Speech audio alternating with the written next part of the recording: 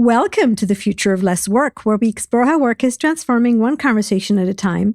I'm Nirit Cohen, and today's episode will try to understand why enterprise AI adoption is stalling at the last mile. We know companies are investing heavily in AI. We know employees are experimenting with tools every day, and we know leaders are talking about productivity gains and automation. And yet, inside most organizations, work itself looks surprisingly familiar. People are still copying information between systems. They're still following workflows that were designed pre the AI world. And it still feels like we are forcing a new technology into old operating models. My guest today believes that's the real bottleneck. Darren Kimura is the CEO of AI Squared, bridging AI with enterprise solutions. So he's got a great perspective on why organizations are stuck between pilots and real transformation. And what I thought was really interesting is he's got a vision of the future where AI disappears into the workflows entirely. So Darren, welcome to the Future of Less Work. Thanks for having me, Nirit. Great to be here. Thank you. And I actually want to start with that vision because I was curious. So take me a few years into the future, ambient AI, it's just there. What's different? Yeah, the way we think about it is, wouldn't it be great if you could just have AI where you work? So think about the tools that you love, the systems that you work with every day. Maybe for salespeople, it could be a CRM, like a Salesforce, for example. And rather than having to go into a new tab and going into a ChatGPT or a Claude or whatever the case may be, whatever your favorite model is, it's just right there. And the questions that you asked all are context aware, meaning that the screen that you're on, the AI knows what you're talking about. It knows the context. It has the history. It can make predictions or recommendations helping you to become more efficient in that work that you're doing. For example, if you're a salesperson, maybe suggesting things that you could sell because it has all this information of other customers similar to you and what worked and how did you go about, convincing other people to do it so that you can be more efficient this time. And that's our vision, is that AI will become invisible and it's just going to become part of your workflow, but it's going to help you become more efficient, more accurate, faster in what you do, leverage up your skills, allow you to become more productive. So that's our vision. Yeah. So let me ask you, I'm trying to get practical here because it almost sounds like you're saying, okay, let's take the systems that we're used to and orchestrate an AI layer, I don't know, underneath, above, around them, right? But shouldn't we be redesigning the workflows themselves? And doesn't that limit us to the workflows that those systems were built to support? Oh, wow. Two very good components of maybe slightly different questions in my mind. First of all, yes, I think what would change in the way I described it is that you have access beyond the system that you're looking at. And let me explain maybe that more carefully.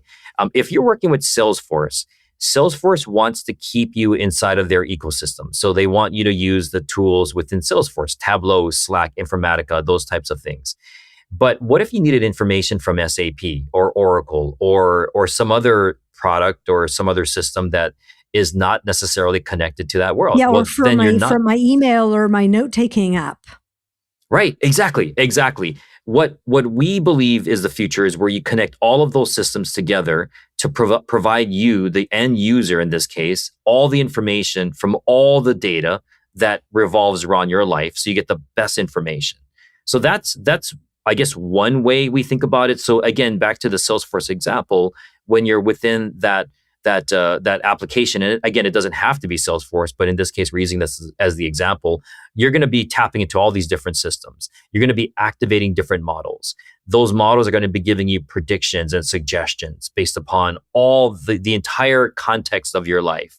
So that's what I'm describing. Now, what I think you're talking about in the broader view is absolutely possible. I absolutely see a world where rather than having vertical applications such as ERPs and HRISs and CRMs, et cetera, you're going to just have AI. You're going to have an AI orchestrator that's going to go horizontal, and the models that are riding on top of that orchestrator and the agents that are working below that orchestrator in the actual environment are going to be unique. They're not so unique. They're going to be broad. And they can do everything from HRIS to ERP to CRM and connect all of that together and just activate the right models, activate the right agents, and actually just do the work that you need to be done. No longer do we have to be siloed in those verticals. Yeah. So thank you for that vision. And I know this is extremely complicated, but when I really loved your last mile concept, right? I saw you write about it, and we recognize this idea from other places, right? Where the problem is in the last mile, right? So we all have these great tools, but practically when I am working, like you said, I am working in a particular environment. And I don't have everything linked into my environment. And that environment has also evolved from how I used to work. So it's almost like it's not just the access to AI and all my knowledge. It's actually limiting my ability to break the workflows into whatever new workflows need to evolve. Yes. Yeah. And that's what we call the last mile. So in our world, we think that the models, like the large language models, the ChatGPTs, the Claudes, they're all pretty good. And yes, by the month they go up and down. Gemini may be up this month and maybe down next month. And it's going to continue to be that way for some time, but they're becoming, more or less the same and fairly commoditized. People have great choices now and more choices are going to come. So that part of the AI equation is solved. I call that kind of the Gen AI model part of it. But that's not the entirety of what you need to have what I call an AI system. An AI system is going to be absolutely everything you need to run the Gen AI models safely and securely in your business environment with trust and confidence that the results are going to be something that is usable. So it's not going to be hallucinating, not going to be drifting. As an example, it's going to be cyber secure. You're going to have the right encryption. You're going to have the right identity management. It's going to know exactly the person who's making the request and what permissions that they should have within the organization. It's going to take that information and put it in the applications that matter easily. So in other words, bringing all of that stuff into a Salesforce is not that easy to do. This is where things typically break because you're building in our world very custom scripts. You're building very custom integrations.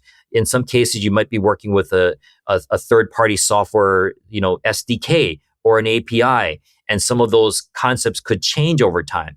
So keeping that, we call it the pipeline or the workflow, all of those components that I mentioned, including the Gen AI model, locked in a system that is trusted, that will always be up whenever you need it to be up 24/7. Because again, these agents, these AIs, they don't stop working. So it has to be up even when we're not working. That's the last mile. So it's a complex. And I didn't hear you say the word orchestration because I always wonder, until ultimately we have these agents working, I think we haven't quite encountered the problem yet of what happens when they're not coordinated, which is what happens when we're not coordinated, right? Yep. Yeah, I think about orchestration. So absolutely orchestration. I think about that as a part of the workflow process. So, you want to be able to have an orchestrator coordinating the information from the models down to the agents, exactly to your point, in a fashion where they're working together, they're sharing information, but they're also properly governed, ensuring that they're not kind of running off and deleting your entire code base or all of your emails in your email account. That's also important as well. And that's all encompassed in that concept of orchestration. So when we think about a workflow, it's basically the action from the beginning, from the initial query or prompt, all the way through the different elements, including bringing up the right models, bringing up the right security, bringing up the right governance, and putting that stuff where you need it to be, which is, in our example again, is the application you're working with. Do you think, and all of that orchestrated? Do you think that's it's going to sound weird, but I was going to ask you, do you think it's a temporary problem that we have because what we're trying to do is adapt legacy systems and legacy processes? But if you started a company today with the capabilities you have, would you even get to those legacy problems? Wow, that's such a big question. You're asking some great questions today. I think it is probably, and you're good at it. I think it is potentially a maybe I don't want to say temporary, but it is a now and into the near term future problem, because those systems of records are not going away anytime soon. But I also don't know if you can simply expect an organization to change the way it does business to adopt purely AI unless it's a new business. So Yeah, if you have yeah, legacy business, yeah. I'm not suggesting you make the problem disappear. I'm just wondering whether we are locking ourselves into the problem because of the burden of legacy versus thinking what is possible now and how would I have. So if you really dismantled it to smaller groups, right? You said, okay, if I'm a sales organization now, what could I do differently? How would I, collect the information? What do I collect? What do I care about? And I was having a lot of conversations like this about KPIs, right? I mean, do you measure calls or do you measure relationships? And can you look at things you've never seen before? So I know it's a really complicated question, but I was just wondering whether it's part of the problem of the transformation, the paradox we're seeing where we really are trying to move, but we can't seem to get the results we're aiming for. Probably both, honestly. I think you're right. I think if you were to start a new company with new systems and design it properly with AI from the core, I think you could probably get there. But the reality of a lot of our businesses are probably not that. So it's going to be more of a modernization as opposed to like a pure transformation, I think. Okay, so where do you think organizations are stuck today where they can't ramp pilots into fully fledged, ROI impact? Yeah. So when I think about sustainment, these AI systems in production operation for a long time, I'm thinking about things over multiple years, as opposed to going from a pilot into production and sustaining for, a quarter or two. So when you think about multiple years, you have to have very rigid systems that are, I don't mean rigid in the sense that it cannot be changed or is inflexible, but what I mean by that is they're sturdy, that they're trusted, they're reliable, that again, they can be up when you need it to be up. So in other words, you need things like high availability, perhaps redundancy. When you look at, and these companies are different, right? They could be anything from very, very large, global 2000 companies down to fencing contractors or septic, contractors, et cetera, gutter, cleaning contractors. And we see all of that mix, that spectrum from the very large to the very small. And it's quite different depending on their needs and their requirements. The very large organization, part of the last mile is being global. And being global requires data residency requirements in certain parts of the world, and compliance with things like GDPR. Whereas being very, very, very local, new. That's always been like that for data. But I think when you talk about things like AI, then you begin to break some of the traditional boundaries that we used to have, because again, the way we interact with AI is very different than the way we would interact with IT. So, if for example, just about everyone in a company will interact with AI in a variety of different ways. It could be in widgets, or it could be in chatbot queries. It could be, in dashboards that they receive wherever they might be. And, it could be the way that data is captured and sent back to some central location.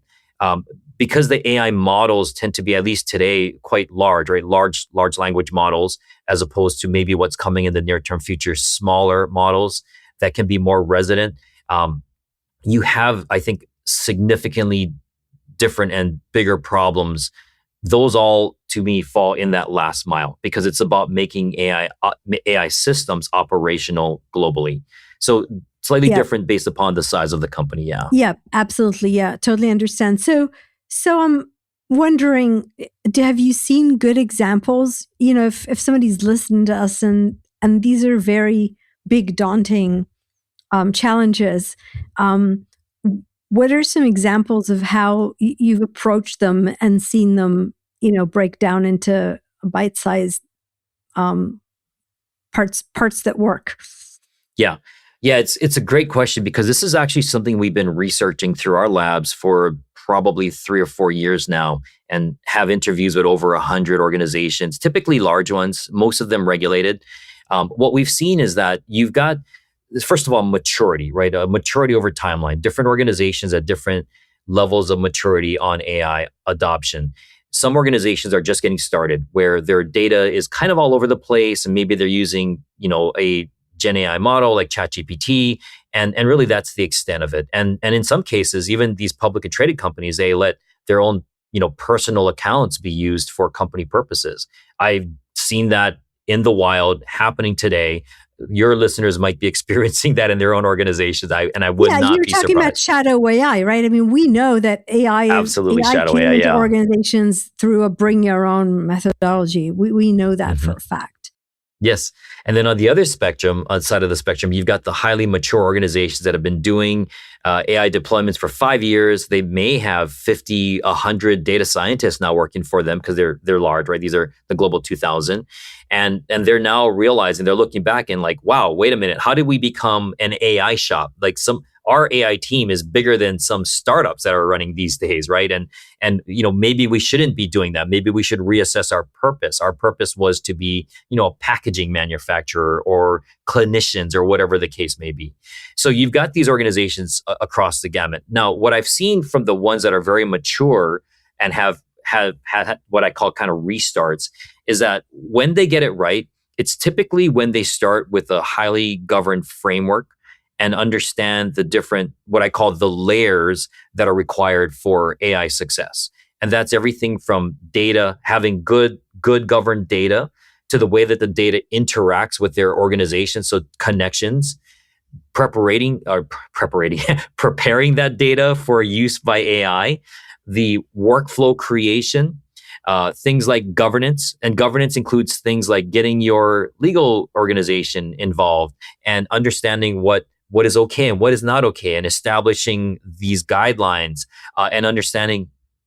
Yes, go ahead. Yeah, I was going to thank you for that. I was going to ask you, but isn't that exactly why we have shadow AI? Because what you are just describing are organizations who are saying, okay, pause. I'm going to go figure all this out. When I'm done, we'll get around to deploying the tools. And by the time they're done, we've circled around the block 3 times. Yes, that is exactly right. That is exactly what happens in the course of maturity. So you'll probably start with, this kind of immature approach, move it forward. Something bad happens, or someone gets upset, some executive gets upset, like, hey, why are we putting, financial data in ChatGPT? We can't do that. Lock it down, right? Okay, restart that again. And to your point, it takes like 3 attempts to kind of get it right, because through each of those attempts, they figure out that framework. Or you just adopt an existing framework, which has already prescribed the different components of those layers, if you will. Things like you're just describing, things like, cybersecurity, right? What do I need for cybersecure AI? Which is frankly something not a lot of organizations are thinking about today, because they're trying to go so fast to deliver the AI results that they're not really wrapping it up with good cybersecure technologies, tools, and practices. And then even to the extent of having internal monitoring, organizations of people that are looking out for how AI is working well, but also maybe where AI is not working so well, and bringing that back into the organization as a feedback loop so that the organization can make adjustments and do better, right? Make it a lot more secure for, ongoing use. And then on the very, very, very top of that, I would say is exactly what you said, observability. Observability has to sit on the very top of it to see what's going on, creating things like audit trails, lineage, being able to describe how, something was created and why it was created, and being able to produce that. So in the event that you get an audit from some regulator or maybe your CEO, you can say, well, this is what happened and here's why, as opposed to like, I don't know, which is never a good answer. My HR hat on, because I think about this as broader than just the audit trail, right? Because what happens if people just stop thinking and start deferring to the systems, right? And how do you want to actually be able to teach people to question where do you, and I'm not just talking about the, one-way door, two-way door, human in the loop concept of how, dangerous it is if you mess it up. But even just the idea that somebody used AI to, generate a budget and nobody questioned the assumptions that went behind it. And if you've ever touched Excel, you can do whatever you like with numbers. So where are the humans? The humans are absolutely everywhere. So to your point, I don't mean to trivialize it by saying human in the loop, but the human has to be in the loop. Pretty much every one of those layers that I described, you have to have the humans helping develop it, which ensures that it's appropriate for your organization, because each organization, to one of the very first points you're making, they're different. So you have the right approval points within the process, but then also humans ensuring that when the insights get put into real life, into production, that they continue to monitor that. So having, for example, a AI governance committee that meets on a regular basis, perhaps every month or maybe even every quarter, depending on your degree of use, that's going to be important. And tracking when and how AI is working, how it's not working, because that needs to go back in for tweaking and tuning of the system. That will then allow you to identify if you need perhaps a new tool or maybe a process change in the way you're deploying it right now. But like AI and the way Gen AI models work, it works by learning about you, and gets better by the more data you use and the more output it creates. It has a feedback loop to ensure that it continues to get better. The system, the AI governance system, also has to have that feedback loop as well. And that's human done. Yeah, I think I agree. We started with the big enterprise systems that created processes. I actually remember I ran a project at Intel many years ago, the very first global HRIS implementation in the world, frankly. And I remember, the word vanilla. So I remember the idea was it was so costly to tailor these processes to what we needed. We instead tried to tailor reality to what the systems asked us to, process. And I'm wondering whether when we bring AI into this, it just doesn't almost like relax the need for really thinking through what it is that you're trying to do, and just kind of let the system, especially we go all the way back to ambient AI, right? It's just there. Just let it do its job. Somebody figured it out. Once you figure it out and you tailor it, you don't need to watch it anymore because you've built all those guardrails. It's almost like that vision of the billion-dollar company with no people that's just operating with agents. Yeah. And you hear some stories about those types of companies today. But when we think about the masses, right, the every company, I don't know if we're going to see that anytime soon, where you're going to be able to just sit back and have an AI type system self-regulate, self-develop, deploy, monitor. Certainly not with the regulations of these large regulated, potentially public type entities, because in all of those systems, it is, even today, even in IT, you still have human checkpoints in them. And those systems have been, in place since the 70s. The OSI, network model that governs network communications, which is still what we rely upon to deploy these networks, is still being relied upon till today. So you're right. I mean, there could be a point where you could have, for example, a model that takes place of humans, and we are actually working on some of those models where it can learn your business operation and make those more efficient, highly automate them. But even in the models that we create, there's always inevitably checkpoints throughout the process to ensure that there is human oversight there. And I just don't know if our current systems would allow for that. Now, perhaps what could happen in the future is where you see organizations being completely agentic and built from ground up to be agentic, and those workflows are really only understood by agents. So I also have in my worst case scenario like a vision of what that could look like for the future. The Terminator Skynet kind of outcome. But I also think that's very far from where we are today. And this is where I think regulation needs to play its part to help ensure that we don't go into that James Cameron future. Yeah. Okay. I always hope somebody can pull the plug. Right. So as we, try to wrap this up and bring you back to the future of work, what do you think is the question we should all be asking ourselves these days about the future of work? How do we be more creative with what these amazing tools can help us with today? So I think Gen AI in particular is amazing at taking some of the more rigid things that I do, the more structured things that I do, and moving them off my plate so I can actually take that time and think about how do I create something new, or maybe come up with a new go-to-market strategy, or, how can I pivot the business or a product in a different way? And that's really, in my mind, very intrinsically human. And I want to see more of that. In fact, within our organizations, we encourage the use of AI broadly, the use of agents broadly. And what I've seen in our organization as an example is there are a few people now that have really gotten comfortable with that. And they're changing the way they work to be so much more creative. So when we get into these meetings, they're coming up with ideas. And the more you ideate, the more you create, the better you get at it. So I've begun to see kind of almost like when you're running a marathon, you see a few runners break away from the pack. Like that's beginning to happen now. But what we should be trying to do within our organizations is ensure that the pack stays with those leaders, right? So the pack begins to move forward.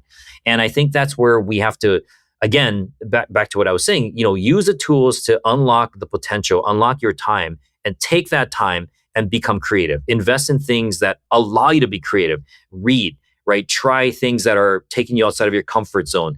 If you're an introvert, get out into the environment and force yourself to do things that are different, because that all unlocks creativity. So it's really about creativity for me.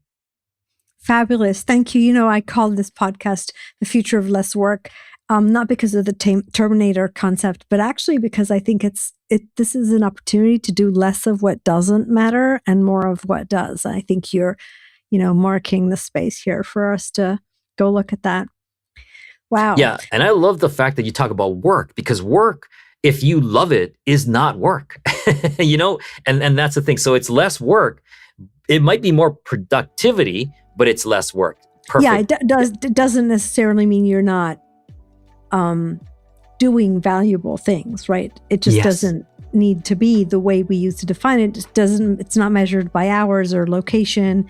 I'm not even sure it's the productivity the way we used to define productivity, because a lot of that was about activity as opposed to value. So, wow, that was a fascinating conversation, Darren. Thank you for joining me today. That was so much fun. My pleasure. For more about Darren Kimura and AI Squared, check out the links in the podcast description. If you've enjoyed today's conversation, don't forget to like The Future of Less Work wherever you take your podcasts. And remember, your best people do not work because they have to. They do not work because you tell them to. They don't even work because you measure them on it. They work because they want to. Because by working for you, you're doing what's important to them in life. Till next time.